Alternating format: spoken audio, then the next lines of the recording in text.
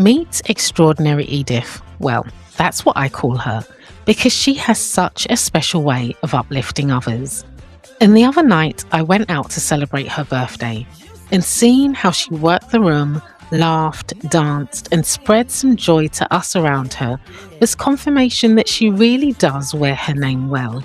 But it also got me thinking about how we sometimes wait for the cake, the candles, those spotlight occasions before acknowledging and appreciating how special we are.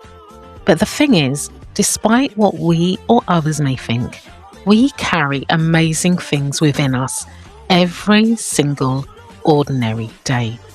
So, don't wait for a party or special event to acknowledge the incredible person you are.